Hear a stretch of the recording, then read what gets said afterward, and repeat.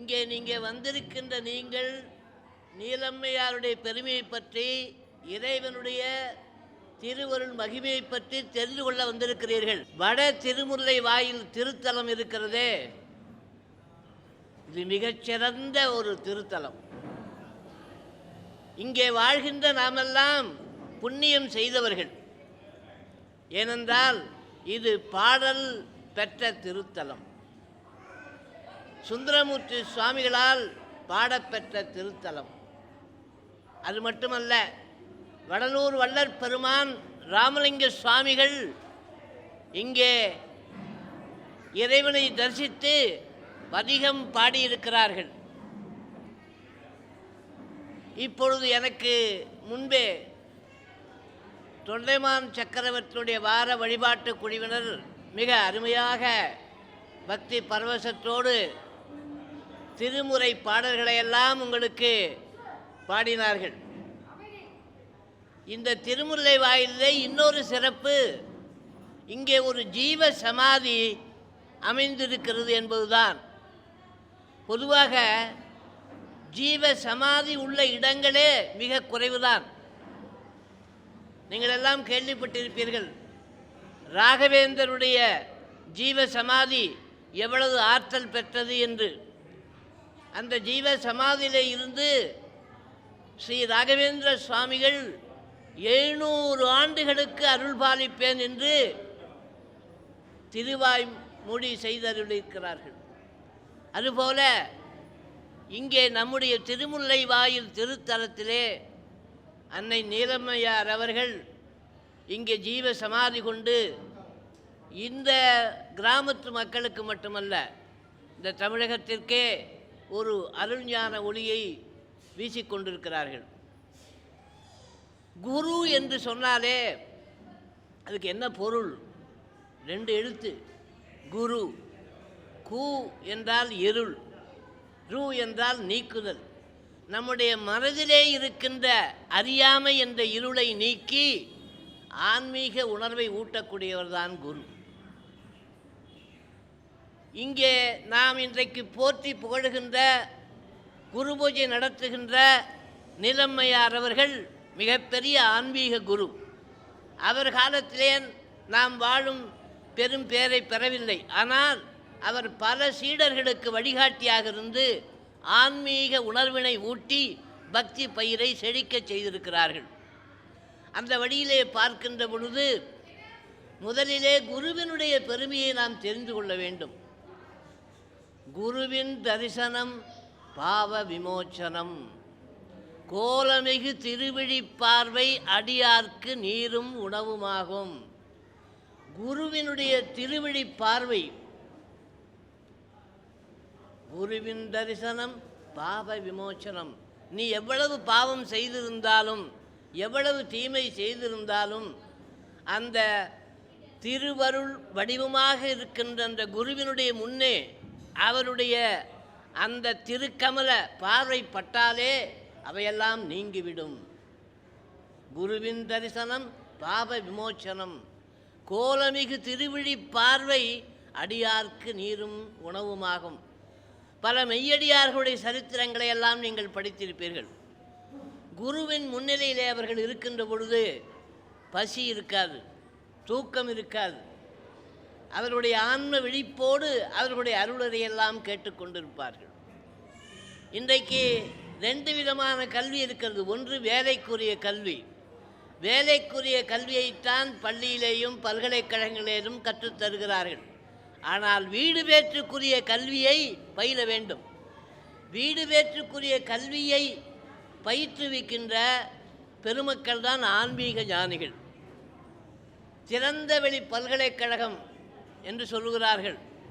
இங்கே நமக்கெல்லாம் அருள்ஞான உணர்வை தங்களுடைய பக்தி பாக்களின் மூலமாக வழங்கி சென்றிருக்கின்ற பெரும் வள்ளல்களாகிய 4 பெருமக்கள், 12 ஆழ்வார்கள், சித்தர்கள், இவர்களெல்லாம் ஆன்மீக பேராசிரியர்கள். எந்த நேரத்தில் எப்பொழுது வேண்டுமானாலும் அவர்களுடைய பாடல்களை எடுத்து நீங்கள் வையத்தில் வாழ்வாங்கு வாழ்வதற்குரிய வழிமுறை என்ன என்று தெரிந்து கொள்ளலாம். வெறும் வேலைக்குரிய கல்வி பெறுவதனாலேயே நீங்கள் வீடு பேற்றை அடைய முடியாது. இங்கே அவர்கள் பாடல்களை பாடிக்கொண்டிருக்கும் பொழுது காரைக்கால் அம்மையாருடைய அந்த பாடலை சொன்னார்கள். இந்த பிறவி எவ்வளவு பெருமை வாய்ந்தது என்பது நீங்கள் புரிந்து கொள்ள வேண்டும். 84 லட்சம் பிறவிகளுக்கு பிறகு இந்த மனித பிறவி கிடைக்கிறது. அதைத்தான் அவர்கள் பாடி காட்டினார் சிவபுராணத்தில். ஆகினாலே அவ்வை சொன்னால் அரிது அரிது மானிடராய் பிறத்தல் அரிது, அதுவும் கூன் குருடு செவிடு நீங்கி பிறத்தல் அரிது என்று சொல்கிறார். 64 லட்சம் பிறவிகளுக்கு பிறகு கிடைக்கின்ற மனித பிறவியினுடைய நோக்கம் என்ன தெரியுமா? நோக்கம் தெரியாமல் வாழ்ந்து என்ன பயன்? நோக்கம் திருமணம் செய்து கொண்டு பிள்ளைகளை பெற்று அவர்களை வாழிப்பது மட்டுமல்ல, இந்த தொல்லை தரும், இடும்பை தரும், துன்பம் தரும் எல்லையில்லா பிறவியை அறுக்க வேண்டும். பிறவி என்கிற பிணி நீங்க வேண்டும். அது எதன் மூலமாக முடியும்? மனித பிறவியின் மூலமாகத்தான் முடியும். அந்த மனித பிறவி நமக்கு கிடைத்திருக்கிறது. மீண்டும் இந்த உலகிலே பிறந்து உடலாமல் நாம் பிறவி பிணி நீங்கி பேரின்பம் பெற வேண்டும் என்று சொன்னால் அதற்கு என்ன வழி? இது போன்ற ஆன்ம ஞானிகளுடைய கருத்துக்களை நாம் சிந்திக்க வேண்டும். முதலில் தெரிந்து கொள்ள வேண்டும், பிறகு சிந்திக்க வேண்டும், அதன்படி செயல்பட வேண்டும். ஆகியனாலே தான் என்ன சொன்னார்கள்? அவர்களுடைய திருவிழி பார்வை அடியார்க்கு நீரும் உணவுமாகும். அடுத்து முதலிலே அவர்களுடைய பார்வைப்பட வேண்டும், பிறகு அவர்களுடைய பார்வை நமக்கு நீரும் உணவுமாகும். உருவமும் உள்ள ஒருமை உணர்வினை ஊட்டிடுமே. இன்றைக்கு எவ்வளவு பணம் இருந்தாலும், எத்தகைய பதவியில் இருந்தாலும், எவ்வளவு பொன்பொருள் பூமி வீடு இருந்தாலும் மனதிலே சலனம், சஞ்சலம், மனதிலே நிம்மதியின்மை, இவ்வளவு இருந்தும் ஒன்றும் சாந்தம் இல்லை. சாந்தம் அடைய வேண்டுமென்றால் என்ன செய்ய வேண்டும்? நிம்மதி வேண்டுமென்றால் என்ன செய்ய வேண்டும்? மற்றவற்றை எல்லாம் காசு கொடுத்து வாங்கிவிடலாம். இதை காசு கொடுத்து வாங்க முடியுமா? நிம்மதியை எப்படி பெற முடியும்? குருவினுடைய திருவுருவை மனதிலே சிந்திப்பதன் மூலமாக. அதைத்தான் சொல்கிறார், உருவமும் உள்ள ஒருமை உணர்வினை ஊட்டிடுமே. கருணை கரமும் திருவடியும் நம் உயிர் துணையே. நமக்கு உயிர் துணையாக இருப்பது இறைவன்தான். அந்த இறைவன் எங்கே இருக்கிறான், அவனுடைய அருளை எப்படி பெற வேண்டும் என்பதை எடுத்து சொல்பவர்கள்தான் குரு. குருவருள் இல்லாமல் திருவருள் இல்லை. அது மட்டுமல்ல, இந்த சர்க்குருவினுடைய நாமத்தை சொல்வதனால் என்ன பயன்? அதனால் நமக்கு என்ன பயன்? சர்க்குரு நாம மகிமையால் சஞ்சலம் நீங்கிவிடும். சர்க்குரு பாதம் பணிவதால் சாந்தி நிலவிடும். சர்க்குரு மாண்பினை சாற்றுவார் நாவினில் சக்தி மிகும். சர்க்குரு அன்பில் திளைத்திட எல்லாம் பெருகுவரே. ஒவ்வொன்றாக பாருங்கள். சர்க்குரு நாம மகிமையால் சஞ்சலம் நீங்கிவிடும். மனதிலே எவ்வளவு கவலை இருந்தாலும், எவ்வளவு துன்பம் இருந்தாலும், எவ்வளவு சலனம் இருந்தாலும், எவ்வளவு துயரம் இருந்தாலும் அந்த சர்க்குருடைய பெயரை சொன்னால், நீங்கள் நம்முடைய நால்வர் பெருமக்களுடைய பெயரை சொன்னால், இப்போ சைவ சமயத்தை சார்ந்தவர்கள் சிவாய நமச்சிவாய திருச்சிற்றம்பலம் என்று சொன்னால், இப்போ வைணவர்கள் ஓம் நமோ நாராயணாய என்று சொன்னால், முருகனை வழிபடுபவர்கள் ஓம் சரவணபவ என்று சொன்னார். அந்தந்த சமயத்தை சார்ந்தவர்கள் அந்தந்த சமயத்தினுடைய மூல மந்திரத்தை சொன்னாலே பயன் உண்டாகும். ஆக குருநாதருடைய நாம மகிமை, சர்க்குரு நாம மகிமையால் சஞ்சலம் நீங்கிவிடும். சர்க்குரு பாதம் பணிவதால் சாந்தி நிலவிடுமே. எப்பொழுது அமைதி வரும்?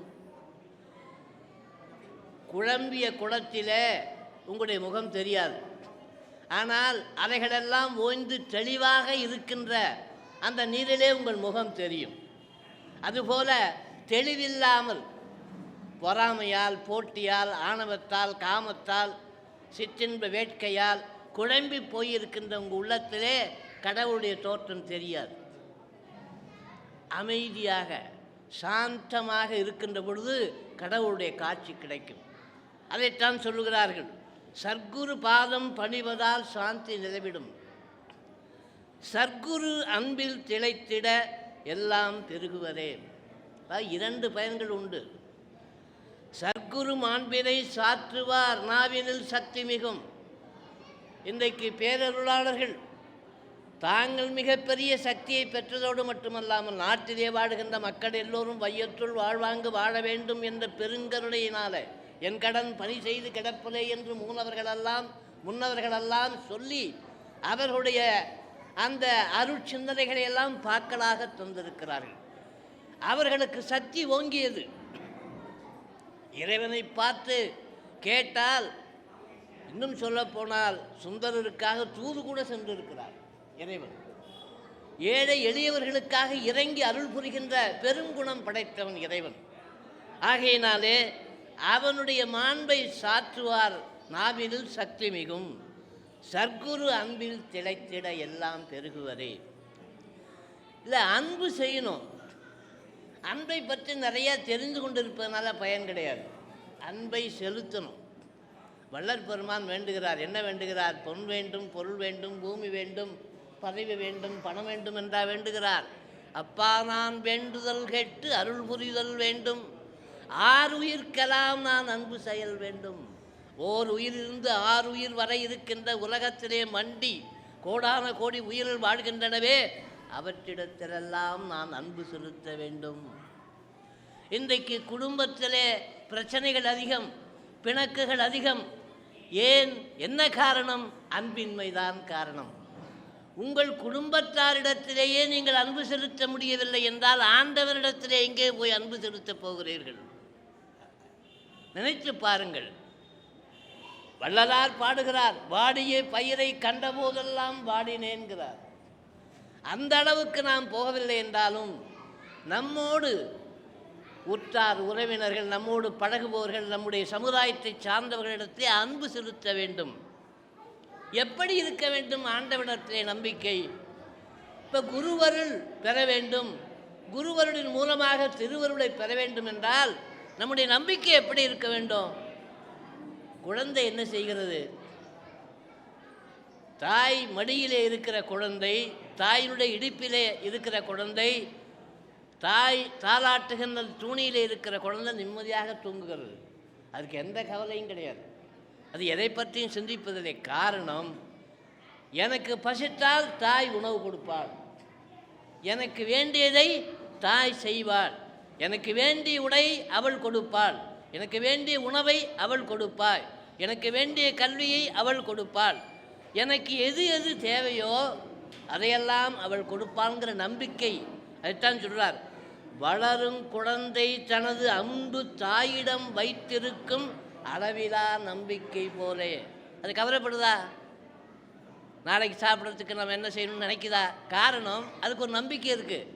பெற்ற தாய் நம்மை மிகச்சிறந்த முறையிலே வளர்த்து ஆளாக்குவாள். அதுபோல நமக்கு குருவிடத்திலேயும் இறைவனிடத்திலும் நம்பிக்கை வேண்டும். அதைத்தான் சொல்லுகிறார், வளரும் குழந்தை தனது அன்பு தாயிடம் வைத்திருக்கும் அளவிலா நம்பிக்கை போலே குருநாதர் ஆற்றலிலே தளர்விலா நம்பிக்கை கொண்டவர் தம்மை இத்தரணியின் வளமெல்லாம் தேடியே வந்திடும் சிறந்திடவே. வளத்தை நோக்கி நலத்தை நோக்கி நீங்கள் போக வேண்டாம். இங்கே ஒரு சின்ன காரியம் செய்தால் போதும். சிந்தனையினாலும் செயலினாலும் குருவை வழிபட்டால், இது போன்ற ஆன்மீக பெரியவர்களை வழிபட்டால், தொண்டு செய்தால், அவர்கள் காட்டிய நெறியிலே சென்றால் வளமும் நலமும் உங்களை நாடி வரும். இன்றைக்கு நீங்கள் அதை நாடி பல இடங்களுக்கு போகிறீர்கள். திரு நதிகளிலே மூழ்குகிறீர்கள், திரு கோயில்களிலே செல்லுகிறீர்கள். ஆனால் அவையெல்லாம் நல்லதுதான். ஆனால் பயன் குறைவாக இருக்கிறதே. காரணம், உங்களுக்கு நம்பிக்கை இருக்க வேண்டும். ஒரு சிறிய உதாரணத்தின் மூலமாக அந்த நம்பிக்கையை சொல்லுகிறேன். ஒரு ஊரிலே மழை இல்லை, வற்றி போய்விட்டது. மனிதர்களுக்கு கூட குடிப்பதற்கு தண்ணீர் இல்லை. ஆடு மாடுகள் எல்லாம் கஷ்டப்படுகின்றன. உங்களை போன்ற பொதுமக்களெல்லாம் கூடி, அந்த ஊர் ஜனங்கள் கூடி இறைவனை நோக்கி வழிபடுவோம், மழை அருள்வான் என்று முடிவெடுக்கிறார்கள். ஒரு குறிப்பிட்ட நாளிலே எல்லோரும் ஒன்று கூடுகிறார்கள். இங்கே நீங்கள் அன்னை நீலம்மையாரை வழிபடுவதற்கு வந்தது போல அவர்கள் எல்லாம் இறைவனை வழிபடுவதற்காக ஒரு பெரிய திடலிலே கூடி எல்லோரும் உட்கார்ந்திருக்கிறார்கள். இன்னும் 5 நிமிடத்திலே வழிபாடு தொடங்கப் போகிறது. இப்போ கூட்டு வழிபாடு இங்கே நடைபெற்றது அல்லவா, அதுபோல எல்லாம் வல்ல இறைவா வறண்டு போய்விட்டது, மழை இல்லை, மழை தாருங்கள் என்று வேண்டப் போகிறார்கள். அப்பொழுது பெரியவர்கள், சிறியவர்கள், ஆண்கள், பெண்கள் எல்லோரும் வரிசை வரிசையாக உட்கார்ந்து இருக்கும்போது ஒரு சிறுமி ஒரு குடையை பிடித்து கொண்டு வருகிறார். எல்லோருக்கும் ஆச்சரியம். வெயிலும் அதிகமில்லை, மழையும் இல்லை, மாலை நேரம். எதற்காக இந்த சிறுமி அனாவசியமாக ஒரு குடையை எடுத்து கொண்டு வருகிறாள் என்று ஒரு பெரியவர் கேட்டார். பாப்பா, நீ எதற்கு இந்த குடையை எடுத்து கொண்டு வரார்? அந்த குழந்தை சொல்லியது, அதுதான் நீங்கள் நம்பிக்கை எப்படி இருக்க வேண்டும் இறைவனிடத்திலே குருவிடத்திலே என்பதற்கு சொல்லுகிறார். அந்த குழந்தை சொன்னது, நேற்று தாத்தா நீங்கள் தானே சொன்னீர்கள் நம் ஊரில் மழை இல்லை, ஆண்டவனை வேண்டப் போகிறோம், வேண்டியவுடனே மழை வரும் என்று சொன்னீர்கள். இப்பொழுது நாமெல்லாம் இங்கே கூடியிருக்கிறோம், ஆண்டவனை வேண்டப் போகிறோம், வேண்டியவுடனே மழை வரும், மழை வந்தால் பிடித்துக்கொள்வதற்கு குடை வேண்டாமா என்று அந்த குழந்தை கேட்டது. அந்த குழந்தைக்கு இறைவனை வேண்டினால் மழை வரும் என்ற நம்பிக்கை இருந்தது. இவர்களுக்கெல்லாம் அந்த நம்பிக்கை இல்லை. ஏதோ கூப்பிடுகிறார்கள், ஏதோ போகிறோம், ஏதோ வழிபாடு செய்கிறோம் நினைத்தார்களே ஒழிய ஆண்டவனை வழிபட்ட உடனே மழை பெய்யும் என்கிற நம்பிக்கை அந்த குழந்தைக்கு தான் இருந்தது. அதனால்தான் குடையை எடுத்துக்கொண்டு வந்தது. இன்னொன்று, குருவினை நம்பினால் எவ்வளவு பயன் உண்டாகும். யாரை வேண்டுமானாலும் நீங்கள் குருவாக ஏற்றுக்கொள்ளலாம். இப்பொழுது ஆன்மீக ஞானி நீலம்மையார் அவர்களை குருவாக ஏற்றுக்கொண்டவர்கள் தான் இங்கே குழுமி இருக்கிறார்கள். அவர்களோடு வாழ்ந்தவர்களெல்லாம் இன்னும் இருக்கிறார்கள். எதற்காக? ஒரு அருமையான ஒரு உதாரணத்தை சொல்லுகிறார். தருவதே வாழ்வின் அறமென கொண்ட அருளரசே. இந்த பெரியவர்கள் இருக்கிறார்களே, ஞான குருமார்கள் இருக்கிறார்களே, அவர்களுக்கு வேலையே மற்றவர்களுக்கு அருள்வது தான். இறைவன் திருக்கோயிலில் எதற்கு உட்கார்ந்து கொண்டிருக்கிறார்? கொஞ்சம் சிந்திச்சு பாருங்க. பொழுது போகலன்னு உட்கார்ந்துருக்கிறாரா? வேலை இல்லைன்னு உட்கார்ந்துருக்கிறாரா? எதற்காக? உங்களுக்கு நமக்கு ஆறுயிர்க்கெல்லாம் அருள் செய்வதற்குத்தான் இறைவன் திருக்கோயிலிலே எழுந்தருள் இருக்கிறார். அதுபோல தருவதே தன்னுடைய வாழ்வினுடைய தர்மம் என்றுதான் குருமார்கள் எல்லாம் காத்து கொண்டிருக்கிறார்கள். நாம் போவதில்லை, நாம் கேட்பதில்லை.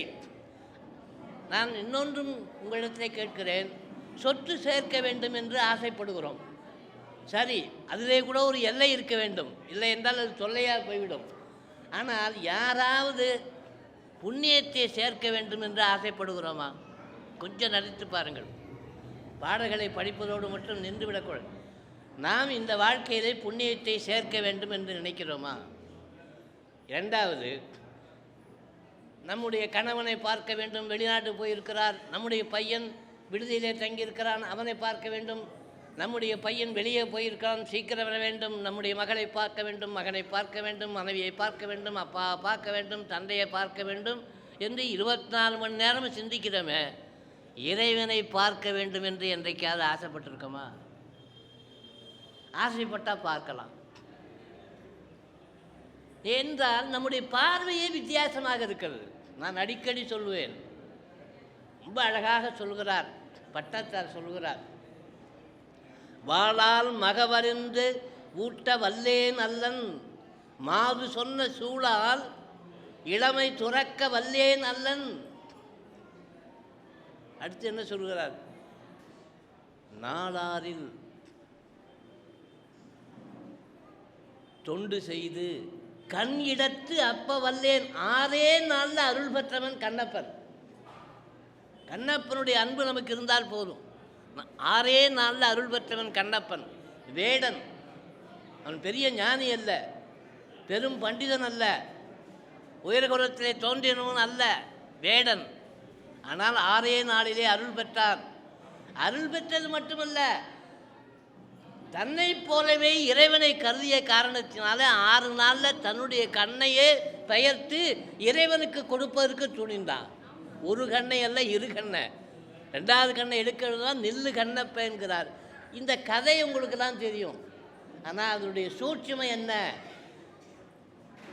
அந்த குடுமித்தேவரை அதற்கு அர்ச்சனை செய்த, வழிபாடு செய்த, பூஜித்த அந்த அந்தணர் கூட அதை சிலையாத்தான் பார்த்தார்.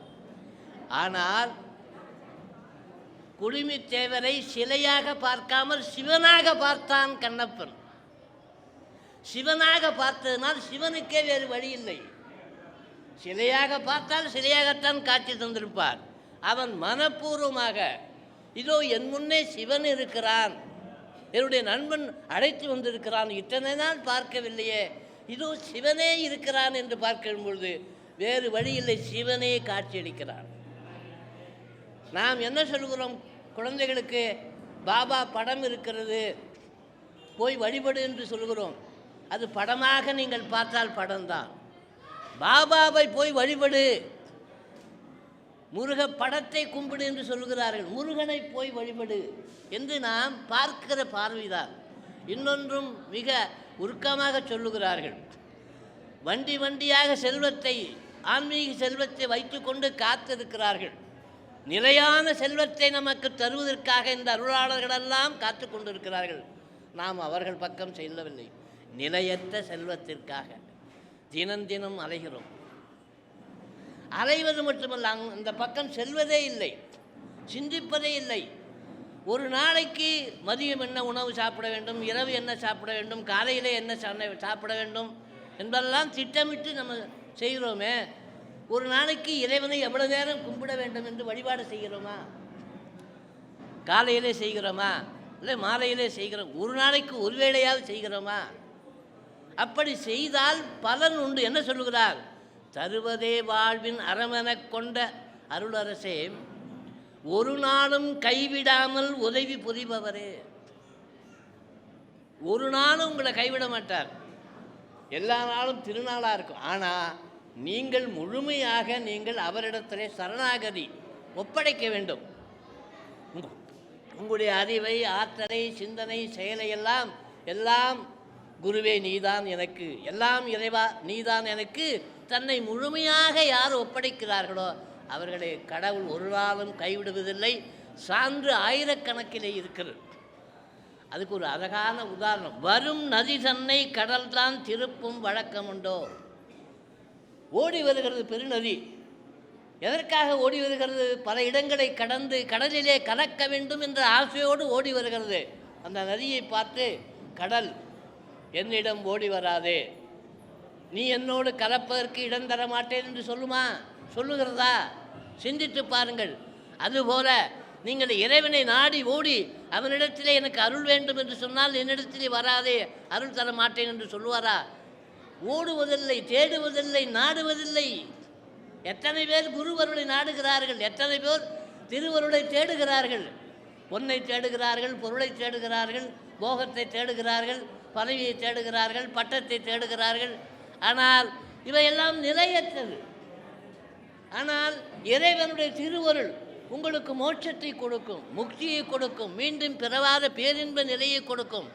எத்தனை பேர் நெஞ்சை தொட்டு சொல்லுங்கள் அதற்கு ஆசைப்படுகிறீர்கள்? ஆசைப்பட்டால் உங்கள் வாழ்க்கையிலே மாற்றங்கள் வளரும். நான் ஏதோ புத்தகங்களை படித்து பேசவில்லை. நான் இருந்த நிலை எனக்கு தெரியும். ஒரு சிறிய கிராமத்திலே பிறந்த நான் எப்படி குருவை நம்பியதால், திருவருளை நம்பியதால் படிப்படியாக வளர்ந்து வருகிறேன். என்னுடைய பையன்கள் கூட எப்பொழுதும் அப்பா திருவருள் குருவருள்னு சொல்லுவார் என்று கேலி செய்தவர்கள் கூட இன்றைக்கு நடைபெறுகின்ற அருட்செயல்களை பார்த்து வியந்து போகிறார்கள். எனக்கு மட்டுமல்ல, அந்த காலத்திலே வாழ்ந்த நாயன்மார்களுக்கு மட்டுமல்ல, ஆழ்வார்களுக்கு மட்டுமல்ல, நால்வர் பெருமக்களுக்கு மட்டுமல்ல, இன்றைக்கு வாழ்ந்து கொண்டிருக்க நமக்கு மட்டுமல்ல, இனி வாழப்போகிற மனித குலத்துக்கே எப்பொழுதும் அன்பு செய்து அருள் செய்கின்ற பண்பு கொண்டவர்கள்தான் இந்த அருள் ஞானிகள். இந்த அருள் ஞானிகளை நாம் எப்படி அடைய முடியும்? முதலிலே ஒரு சிறிய உதாரணத்தை சொல்லுகிறேன். நமக்கு கீழே மிருக நிலை இருக்கிறது, நாம் நடுவிலே மனித நிலையில் இருக்கிறோம், நமக்கு மேலே தெய்வீக நிலை இருக்கிறது. இப்பொழுது நம்மிடத்தில் தான் வாய்ப்பு இருக்கிறது. நன்றாக கவனமாக கேளுங்கள். மனித நிலையிலே இருக்கிறோம். நாம் முயற்சி செய்தால் தெய்வ நிலைக்கு மேலே போகலாம். நாம் முயற்சி செய்யாமல் பிறந்த பிறவியினுடைய அருமை உணராமல் கீழேயும் போகலாம், மிருக நிலைக்கும் போகலாம். என்னையா புரியவில்லை என்று நீங்கள் நினைக்கலாம். ஒரு சின்ன உதாரணத்தை சொல்லுகிறேன். ஒவ்வொரு நாளும் நாமே மனித நிலையிலிருந்து தெய்வ நிலையிலையும் போகிறோம், தெய்வ நிலையில் மனித நிலையிலிருந்து மிருக நிலைக்கும் போகிறோம். உதாரணம் சொல்லுகிறேன். நான் அன்னை தில்லைக்காளி 1000 என்ற 100 எழுதி கொண்டிருக்கும் பொழுது என்னுடைய துணைவியார் என்னை பார்த்து சொன்னார், ரொம்ப தெய்வீகமாக ஆகி கொண்டிருக்கிறீர்கள் என்று சொன்னார். அதே என்னுடைய மனைவி ஒரு நாள் என்னுடைய பையன் பணம் கேட்கின்ற பொழுது, நேற்று தானே 100 ரூபாய் கொடுத்தேன், எதற்குள் அதற்காக கேட்கிறாய் என்று சொன்னவுடனே என்னுடைய மனைவி சொல்கிறார், நாய் போல் ஏன் குறைக்கிறீர்கள் என்கிறார். இப்போ கொஞ்ச நேரத்தில் தெய்வீக நிலை இருந்த நானே மிருக நிலைக்கு போகிறேன். நித்தம் நித்தம் இது நிகழ்கிறது. ஒவ்வொரு மனிதனுடைய இதயத்தை தொட்டு பார்த்தால், மனசாட்சிப்படி பார்த்தால், சில நேரம் தெய்வீகமான சிந்தனைகள் வருகிறது, சில நேரம் மிருக நிலைக்கு. இதை கடக்க வேண்டும் என்று சொன்னால் மிருக நிலைக்கு கீழிறங்கி போகாமல் மனித நிலையிலிருந்து தெய்வீக நிலைக்கு போக வேண்டும் என்று சொன்னால் அருளாளருடைய வழிகாட்டுதலை நாம் புரிந்து கொள்ளணும். முதல்ல எந்த வழியில் போகணும்னு பாதை தெரியாமல் காட்டிலே சென்றால் என்ன நடக்கும்? இன்னைக்கு பல பேர் சடங்கு சம்பிரதாயங்களினாலேயே கடவுளை அடைந்து விட முடியும் என்று நினைக்கிறார்கள். கடவுளை பூஜிப்பதற்கு அவை பயன்படுகின்றன. ஆனால் கண்ணப்பனை சொல்வதற்கு என்ன காரணம்? திருவாசகத்தை அருளிய அந்த பெருமானே சொல்கிறார். என்ன சொல்கிறார்? எல்லாரையும் ஒப்பிட்டு பார்க்கிறார். கண்ணப்பன் ஒப்பதோர் அன்பின்மை கண்டபின். கண்ணப்பனுடைய அன்புக்கு உலகத்தில் எந்த அடியாருடைய எந்த ஞானியுடைய அன்பும் ஈடு இல்லைங்கிறார். ஏன்? 6 நாளிலே ஆண்டவனை அடையாளம் கண்டு கொண்டார். 3 விஷயங்களை உங்களுக்கு நினைவுபடுத்த ஆசைப்படுகிறேன் இந்த சந்தர்ப்பத்தை பயன்படுத்தி. ஒன்றை நன்றாக புரிந்து கொள்ளுங்கள். உங்களுடைய இளமை குறைந்து கொண்டே வரும், உங்களுடைய உடல் வலிமை குறைந்து கொண்டே வரும். இது இயற்கை. நான் 50 ஆண்டுகளுக்கு முன்பு இருந்த உருவத்தை இப்பொழுது கொண்டிருக்கவில்லை. நீங்கள் 50 ஆண்டுகளுக்கு முன்பு இருந்த உருவத்தை கொண்டு குறைந்து கொண்டே வருகிறது. 50 ஆண்டுகளுக்கு முன்பு உங்களுக்கு இருந்த சக்தி இப்பொழுது இல்லை, குறைந்து கொண்டே வருகிறது. ஏது குறையாமல் இருக்கும், எது வளர்வதை போல வளரும் என்று சொன்னால் உங்களுடைய அருள் நிலை இருக்கிறதே, ஆண்டவனுடைய அருள், குருவினுடைய அருள் பெருகிக் கொண்டே போகும். அதைத்தான் உருகி நானே பாடினேன். நிலையான நின்னருளில் நேசங்கொள்ளாதே. நிலையானது நின்னருள். என்னோடு கடைசியிலே வரப்போவதும் உன்னுடைய அருள்தான். பட்டணத்தார் பாடியதைத்தான் ரொம்ப எளிமையாக கண்ணதாசன் பாடினான். வீடு வரை உறவு, வீதி வரை மனைவி, காடு வரை பிள்ளை, கடைசி வரை யாரோ என்பது பட்டணத்தார் பாட்டினுடைய மொழியாக்கம்தான். அற்றமும் வீடும் அகற்று மட்டை என்று கொஞ்சம் கடினமான சொற்களாக இருக்கும். ஆகிய நான் இறுதி வரை உங்களோடு வரப்போவது எது? சிந்தித்தீர்களா? நான் இப்பொழுதுலாம் சிந்திக்கிறேன். இறுதி வரை என்னோடு வரப்போவது எது? உங்களோடு வரப்போவது எது? இறைவனுடைய திருவருள், குருவினுடைய குருவருள். சொத்து சுகம் பணம் பட்டம் பதவி எதுவுமே வரப்போவதில்லை. அப்பொழுது என்ன செய்ய வேண்டும்? நிலையான நின்னருளில் நேசங்கொள்ளாத கலைகின்ற வாழ்வில் கலந்தே அலைகிறோம். நான் பாடிய பாடல் கலைகின்ற வாழ்வு. ஒரு நாள் இது கலைய போகுது. நம்முடைய ரயில் பயணம் போல ஒவ்வொருவரும் ஒவ்வொரு இடத்துல வந்து இறங்கி போய்கொண்டே இருப்பார்கள். கடைசிகளில் நம்மோட யாரும் வரப்போவதில்லை. இதை புரிந்து கொள்ளாமல் கலைகின்ற வாழ்வில் கலந்தே அலைகின்ற என்னை தடுத்தாண்டே ஏற்ற வழிகாட்டி உன்னருளை ஊட்டி உயர்த்து. இந்த பாடலில் ஒரு நுட்பம் இருக்கிறது. என்னுடைய நண்பர் சொன்னார், அதற்காக பாடினேன். உதடு ஒட்டாது இந்த பாடலை சொல்லும்போது. பற்றத்து இருக்க வேண்டும். எதிலே பற்றத்து இருக்க வேண்டும்? இறைவனிடத்திலே பற்றும், மற்ற இடத்திலே பற்று அற்றும் இருக்க வேண்டும். இது ஒரு நாளில் முடிகிற காரியமா? இல்லறத்தை சிறப்பித்து ஏன் சொல்லுகிறார் வள்ளுவப்பன்? அரணெனப்பட்டதை இல்வாழ்க்கைங்கிறார்.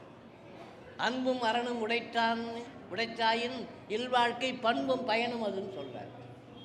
நீங்கள் துறவிகளாக போக வேண்டாம், காட்டுக்கு போக வேண்டாம், கடுந்தவம் செய்ய வேண்டாம், குடும்பத்தை விட வேண்டாம்.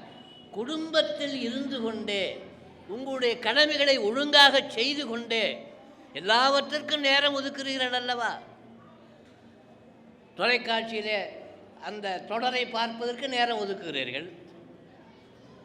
பல குடும்பங்களிலே இந்த ஊடகங்கள், நான் ஊடகத்தை பணியாற்றியவன், வானொலியிலே 33 ஆண்டுகள் பணியாற்றியவன். ஆனால் ஊடகத்திலே நல்லதும் இருக்கு, கத்தி இருக்கிறது, அதை கொண்டு நாம் பழத்தை வெட்டியும் சாப்பிடலாம், இன்னொருத்தனை குற்றமும் செய்ய முடியும். அதுபோல் ஊடகம் என்பது வானொலி, தொலைக்காட்சிகள் எல்லாம் பெருகிவிட்டன. எந்த வீட்டில் சென்றாலும் தொடர்ந்து திரைப்பட பாடல்கள் ஒலிக்கின்றன, திரைப்பட காட்சிகளை தான் பார்க்கிறார்கள். நீங்கள் 24 மணி நேரமும் இந்த தாக்கத்திலே இருந்த பிற்பாடு இதிலேருந்து மீள வேண்டும் என்றால் உங்களுக்கு ஒரு வழி சொல்கிறேன். இதிலேருந்து மீள வேண்டும், இதில் இருக்கிறவர்களே உங்களுக்கு அது அழகாக சொல்கிறான். நிழல், அது நிஜமாது நிழல், நிழல் தானே அது, நிஜமாது. நிழலிலே வாழ்க்கை இழந்து போய்விடார்கள், நிஜத்துக்கு போங்க. எது நிஜம்? நமக்கு மீண்டும் பிறவாத பெருமையை, பேரின்பத்தை தரக்கூடியவர்கள் யார்?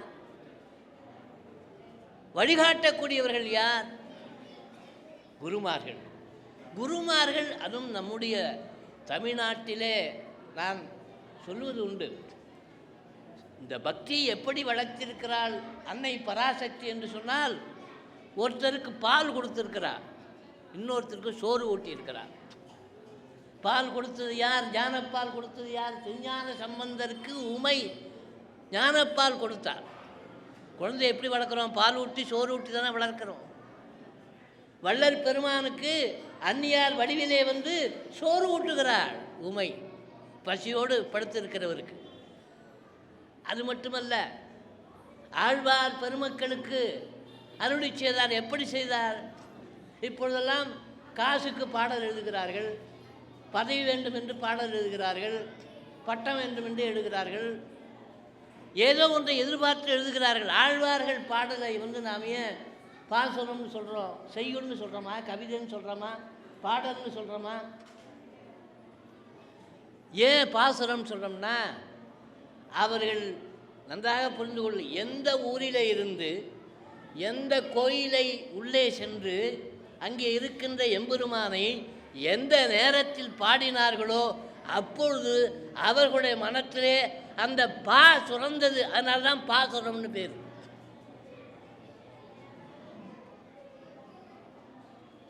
அதுபோல இறைவனை நீ எங்கிருந்து வேண்டுமானாலும் வணங்கலாம், எப்படி வேண்டுமானாலும் வணங்கலாம். சில சடங்குகளையும் சம்பிரதாயங்களையும் பற்றி கொண்டு, இந்த பன்னாடை புத்தி என்று சொல்வார்கள்.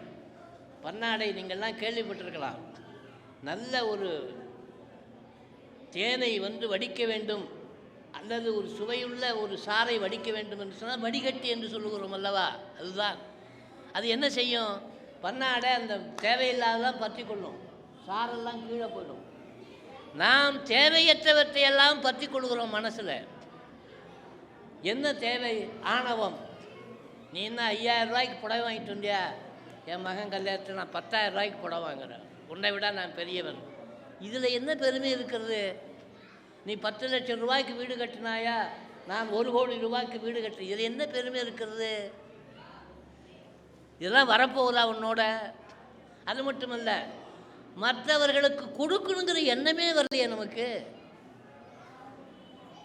50 ஆண்டுகளுக்கு முன்பு என்னுடைய கிராமத்தில் இருந்த ஒரு நிறைய சொல்கிறேன். அன்பு என்பது உங்களிடத்திலே முதலே வந்தால்தான் இறைவனிடத்தில் செலுத்த முடியும். குடும்பத்தில் நீங்கள் அன்பு செலுத்தலைன்னா, ஊரில் அன்பு செலுத்தலைன்னா, உலகத்தில் அன்பு செலுத்தலைன்னா இறைவனிடத்தில் அன்பு செலுத்தும். நாங்களெல்லாம் கடலை மிட்டாய் வீட்டிலே கிடைக்கிற பொருள் என்று சென்று கொண்டிருந்தால், குழந்தைகள் ஓடி வந்தால் எங்கள் வீட்டில் சொல்வார்கள், இன்னும் 5-6 கடலை மிட்டாய் எடுத்து வா, குழந்தைகள் வருகிற என்று. இது அன்றைய நிலை. இன்றைக்கு என்ன சொல்லுகிறார்கள்? வெளியிலேருந்து குழந்தை வருகிறார்கள், மிட்டாயை கொண்டு உள்ளே வை என்று சொல்லுகிறார்கள். மற்றவர்கள் கொடுக்க வேண்டும் என்று. அதுதான் சொன்னார். இவை எல்லாவற்றையும் விட நிறைவாக ஒன்றை சொல்லி நான் நிறைவு செய்ய விரும்புகிறேன். நல்ல ஆவின் பால், அருமையான பசும்பால். அந்த பால் போன்றது தான் இறைவனுடைய திருவருள். குருவனுடைய திருவருள் அப்படி தான். அதை பாத்திரத்தில் போய் வாங்குகிறோம். அந்த பாத்திரம் அசுத்தமாக இருந்தால் அந்த பால் கெட்டு போய்விடும், முறிந்து போய்விடும். பால் ஆவின் பால் தான், அருமையான பசுவின் பால் தான். அதுபோல வாங்குகின்ற பாத்திரம் சரியாக இல்லை என்று சொன்னால், மாசுடையதாக தூசுடையதாக இருந்தால் அந்த பால் முறிந்து போய்விடும். முறிந்து போன பாலினாலே பயன் இல்லை. ஆனால் அந்த பாத்திரம் தூய்மையாக இருந்தால், சுத்தமாக இருந்தால் அதிலே ஊற்றப்படுகின்ற அந்த பாலை நாம் பயன்படுத்த முடியும். ஆகையினால் பாத்திரம் சுத்தமாக இருந்தால்தான் பாலை பெற முடியும். மனம் சுத்தமாக இருந்தால்தான் இறைவனுடைய அருளை பெற முடியும்.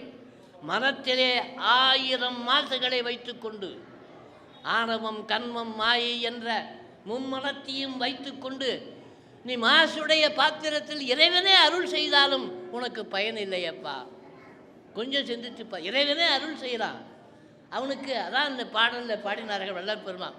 கல்லார்க்கும் கற்றவர்க்கும் களிப்படைக்கும் களிப்பே, மதியார்க்கும் மதிப்பவர்க்கும் மதி கொடுக்கும் மதியே. கும்பிடுறவனுக்கு அருள் செய்கிறான், அதான் கும்பிடாதவனுக்கு அருள் செய்கிறான். ஏற்றுகிறவனுக்கு அருள் செய்கிறான், எதிர்ப்பவனுக்கு அருள் செய்கிறான். அவனுக்கு எல்லாருக்கும் பொதுவில் இருக்கிறான். அவன்தான் உண்மையான பொது உடைமைவாதி. சிற்றம்பலத்தில் பொதுவிலே இருந்து கொண்டு ஆடிக்கொண்டிருக்கிறான். அவனுக்கு வேண்டியவர் வேண்டாதவர் கிடையாது. ஜாதி, மதம், இனம், மொழி, வர்ணம் எதுவுமே கிடையாது. அவன் எல்லாருக்கும் அருள் புரிகிறான். இங்கே நீங்கள் சிந்திக்க வேண்டும். அவன் அருளை, அந்த பாலை ஏந்துகிற உங்களுடைய இதயம் என்கிற பாத்திரம் சுத்தமாக இல்லை என்று சொன்னால் அவன் அருள் செய்தும் கூட பயன் இல்லை. ஆனால் பாத்திரம் சுத்தமாக இருக்குமேயானால் பயன் உண்டு. நம்முடைய உள்ளமாகிய பாத்திரத்தை சுத்தம் செய்வதற்காகத்தான் எப்படி செய்ய வேண்டும்? வீட்டு பாத்திரத்தை துலக்குவதில் எவ்வளவு ஆர்வமாக இருக்கிறீர்கள், எவ்வளவு ஆர்வமாக, எவ்வளவு பொருள்களை பயன்படுத்துகிறீர்கள்.